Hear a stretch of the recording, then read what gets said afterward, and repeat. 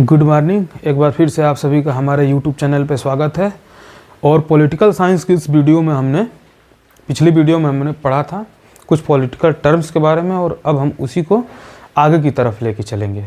तो जैसा कि हमने आपको पहले बताया था, किसी राज्य को इस धरती पे एग्जिस्ट होने के लिए जो चार सबसे यूज़फुल कंपोनेंट हैं, जैसे population, landlock area, governance and sovereignty.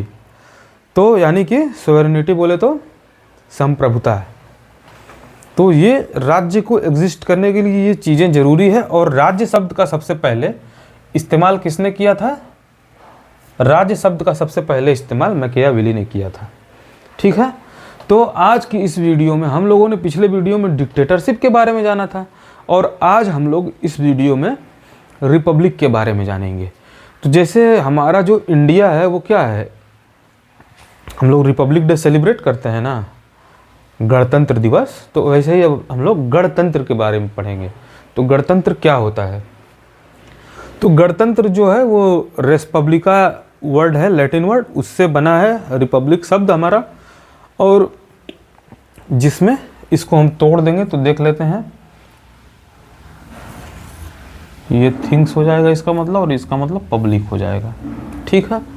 तो अगर हम नैरो सेंस में रिपब्लिक की बात करें, यानी कि गणतंत्र की बात करें कि गणतंत्र होता क्या है, तो नैरो सेंस में अगर हम लोग देखें तो हम लोग ऐसा कह सकते हैं कि जो रिपब्लिक होता है ना, रिपब्लिक सेंस ऑफ गवर्नेंस होता है, तो इसमें क्या होता है कि रिपब्लिक ये टोटली अगेंस्ट होता है मोनार्की के। मोनार्की में क्या होता है कि जैसे एक व्यक्ति शासन कर रहा है तो उसकी लीनेज चलती है। जैसे मान लीजिए हम राजा हैं और हम मर जाएंगे तो फिर हमारा लड़का राजा होगा, फिर वो मरेगा तो उसका लड़का राजा होगा।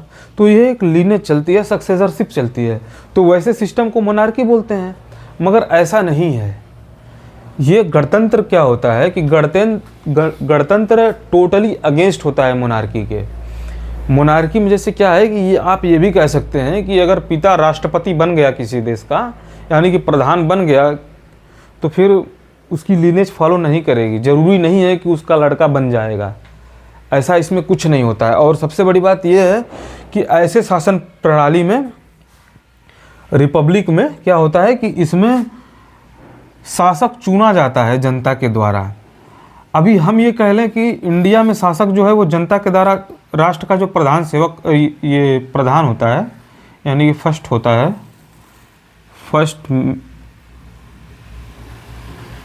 फर्स्ट पर्सन ऑफ नेशन, राष्ट्रपति को ही तो मानते हैं। तो जनता के द्वारा चुना जाएगा। इंडिया में भी चुना जाता है। कैसे चुना जाता है? इनडायरेक्ट इलेक्शन के थ्रू चुना जाता है। और डायरेक्ट इलेक्शन के थ्रू हम लोग प्राइम मिनिस्टर को चुनते हैं, और इनडायरेक्ट इलेक्शन के थ्रू हम लोग राष्ट्रपति को चुनते हैं, यानी कि प्रेसिडेंट को चुनते हैं। तो डायरेक्ट इलेक्शन में क्या होता है कि जो पब्लिक होती है, यानी कि जो जनता होती है, वो जाके डायरेक्टली वोट करती है। कि जैसे हम लोग अपने मेंबर ऑफ पार्लियामेंट यानी सांसद को वोट करके चुनते हैं, और जिस पार्टी का ज़्यादा सांसद होता है उसकी केंद्र में सरकार बनती है। तो ऐसा बोल देंगे कि प्रधानमंत्री को हम लोग डायरेक्टली वोट दे करके चुनते हैं। मगर यही चुने हुए मेंबर, यानी कि सांसद, विधायक और जो राज्यसभा सांसद होते हैं, ये लोग मिलके जब वोट करके एक व्यक्ति को जब चुनते हैं इनडायरेक्ट इलेक्शन के थ्रू, तो वहाँ पे राष्ट्रपति को चुनते हैं। तो यानी कि राष्ट्रपति को भी जनता चुनती है, ऐसा हम कह सकते हैं। मगर वो एक इनडायरेक्ट इलेक्शन होता है। ठीक है। तो ये नैरो सेंस में हो जाएगा कि जो रिपब्लिक होता है वो अगेंस्ट होता है मोनार्की के, और ऐसे शासन प्रणाली में जिसमें राष्ट्र का शासक जनता के द्वारा चुना जाता है। तो ये एक रिपब्लिक का नैरो सेंस हो गया। मगर जब हम ब्रॉड सेंस की बात करेंगे तो शासन का जो पावर होता है ना, ऐसे सिस्टम में, यानी कि रिपब्लिक में शासन का जो पावर होता है ना, वो सिर्फ किसी एक व्यक्ति का प्राइवेट प्रॉपर्टी नहीं होता है, और वो उसे उस तरह से यूज नहीं कर सकता है। अब जैसे इंडिया में जो मिलिट्री होती है ना, मिलिट्री का हेड किसको बोलते हैं? राष्ट्रपति को बोलते हैं। तो जो मिलिट्री पावर है इंडिया का ना, तो ये राष्ट्रपति क्या करेगा कि इसे अपने ये प्राइवेट प्रॉपर्टी की तरह का भी यूज नहीं कर सकते हैं। इसको ये यूज करेंगे, देश हित के लिए यूज करेंगे, देश की सुरक्षा के लिए यूज करेंगे। ये नहीं कि चलिए आप आइए हमारी पर्सनल सेवा करिए, ऐसा नहीं होगा। तो जो पावर होगा ऐसे सिस्टम में, तो वो उनका प्राइवेट पावर नहीं होगा, वो उसे पर्सनली खुद के लाभ के लिए इस्तेमाल नहीं कर सकते हैं।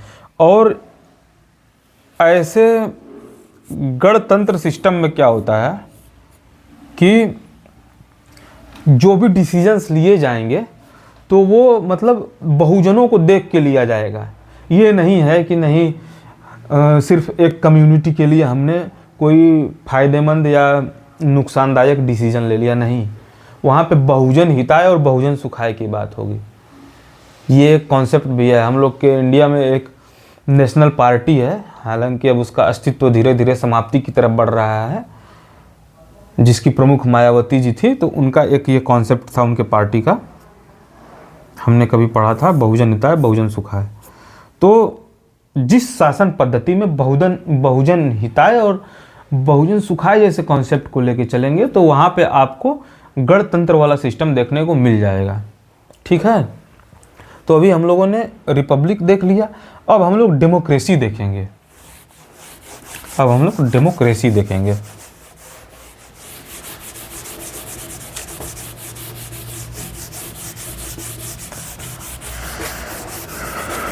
यानी कि डेमोक्रेसी मतलब क्या होता है? लोकतंत्र होता है। राजनीति शास्त्र के हिसाब से सबसे अच्छी जो शासन पद्धति है वो क्या है?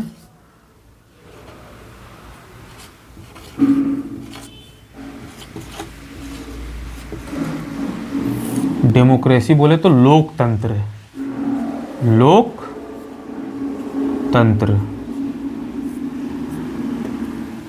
एक बार अब्राहम लिंकन ने डेमोक्रेसी का बड़ा शानदार डेफिनेशन दिया था, और ये बड़ी फेमस डेफिनेशन है लिंकन साहब की। ये यूएस के प्रेसिडेंट थे, अश्वेत राष्ट्रपति थे। तो उन्होंने डेमोक्रेसी का डेफिनेशन ये दिया था कि democracy is the government of the people, by the people and for the people. तो इसको जानने से पहले हम लोग देखेंगे कि जो डेमोक्रेसी वर्ड है ना, ये ग्रीक वर्ड डेमोक्रेटिया से बना है। किससे बना है?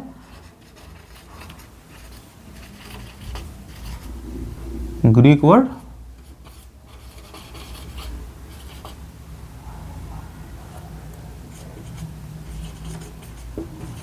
ठीक है, इसको दो पार्ट में तोड़ देंगे।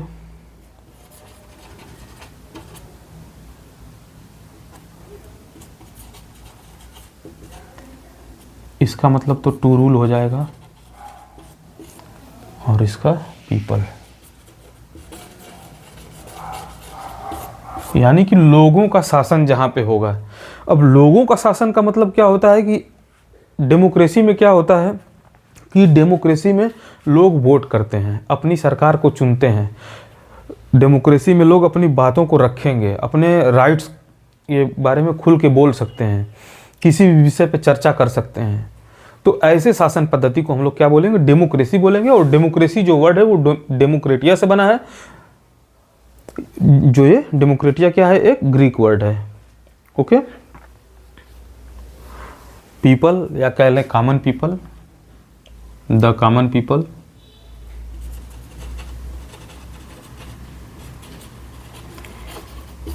यानी कि किसी स्पेसिफिक समूह की नहीं बात कर रहे हैं, यहाँ पे सबकी बात कर रहे हैं। और ऐसे शासन पद्धति में क्या होता है कि सबका अपना एक योगदान होता है। तो लिंकन साहब ने एक डेफिनेशन दी थी,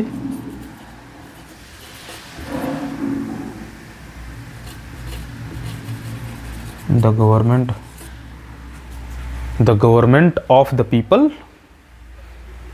the government of the people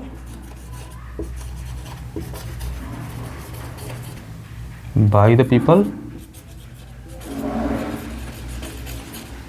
and for the people।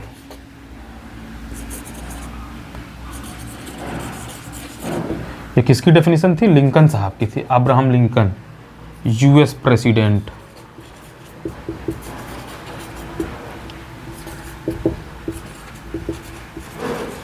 ये बहुत फेमस डेफिनेशन है। इनका ये स्टेटमेंट आपको हर जगह मिल जाएगा पढ़ने के लिए। ये बहुत फेमस डेफिनेशन है, the government of the people, by the people and for the people. तो ऐसी सरकार, ऐसा सिस्टम ऑफ गवर्नेंस को हम लोग लोकतंत्र बोलेंगे, जहाँ पे शासन जनता का, जनता के लिए और जनता के द्वारा होता है। ठीक है। और डेमोक्रेसी भी क्या है, दो प्रकार की डेमोक्रेसी होती है। डेमोक्रेसी दो प्रकार की होती है। डेमोक्रेसी कैसी होती है, दो प्रकार की होती है, प्योर डेमोक्रेसी या डायरेक्ट डेमोक्रेसी और इनडायरेक्ट डेमोक्रेसी।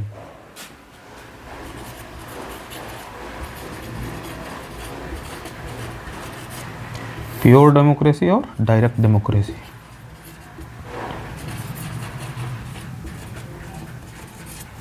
और इनडायरेक्ट।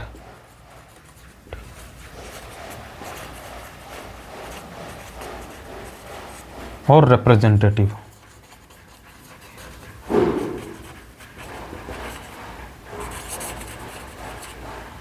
ठीक है। तो ये दो प्रकार की डेमोक्रेसी हो जाएंगी, प्योर डेमोक्रेसी, और प्योर डेमोक्रेसी को हम लोग डायरेक्ट डेमोक्रेसी बोलते हैं, और इनडायरेक्ट डेमोक्रेसी को हम लोग रिप्रेजेंटेटिव डेमोक्रेसी भी बोलते हैं। तो प्योर डेमोक्रेसी क्या होता है कि इसमें जब जनता डायरेक्टली शासन के कार्यों में भाग लेती है और मतलब लॉ मेकिंग बॉडी में शामिल होती है। जनता डायरेक्ट, यानी कि जनता डायरेक्ट कैसे, इसमें जनता डायरेक्ट कैसे इन्वॉल्व होगी,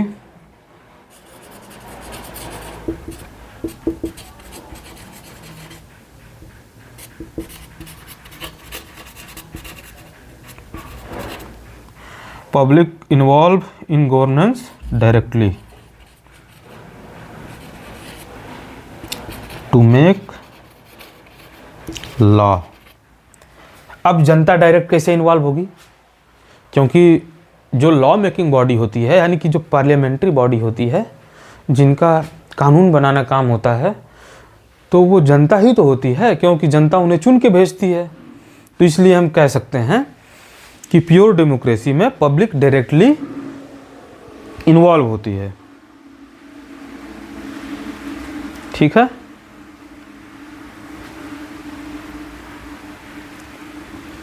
और ऐसे शासन पद्धति, इसका प्योर डेमोक्रेसी का एग्जाम्पल हो जाएगा स्विट्जरलैंड।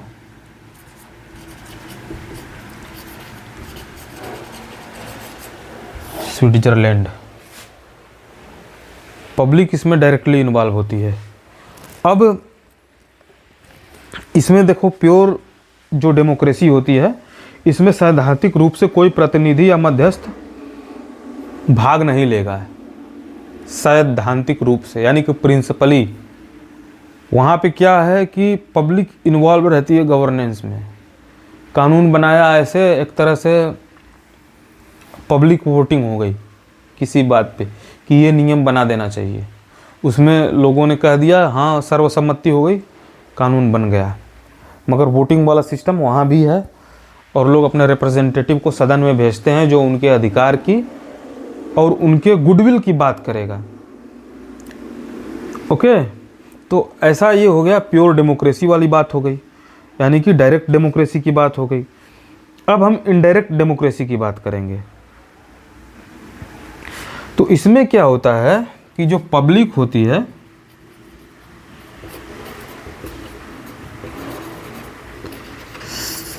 सेंड देयर रिप्रेजेंटेटिव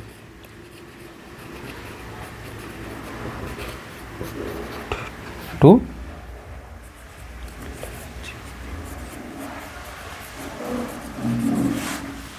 सदन में भेजेंगे इलेक्ट करके, है ना। तो यहाँ पे जनता का शासन कैसे होता है, उनके चुने गए प्रतिनिधियों के द्वारा।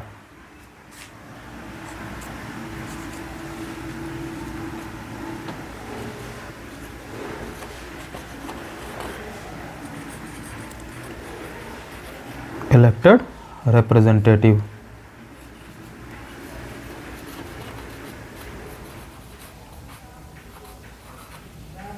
इसका एग्जाम्पल क्या हो जाएगा, इंडिया हो जाएगा। यूके हो जाएगा, यूएसए हो जाएगा, और रसिया भी हो जाएगा, और भी ढेर सारे देश आएंगे। तो ये थी इनडायरेक्ट डेमोक्रेसी। ठीक है,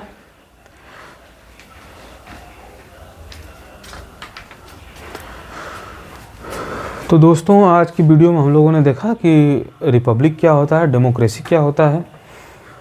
अब आगे जो हम लोग शुरू करेंगे वो लोग हम लोग इंडियन कॉन्स्टिट्यूशन के बारे में पढ़ेंगे, क्योंकि हमारे यहाँ एग्ज़ाम में इंडियन कॉन्स्टिट्यूशन के बारे में ही क्वेश्चन पूछता है। और हमने इसलिए बताया कि हम लोग थोड़े जो पॉलिटिकल टर्म हैं उनसे क्या है कि फेमिलियर हो जाएं। तो ठीक है, आज की वीडियो में सिर्फ इतना ही। धन्यवाद, आपका दिन शुभ हो।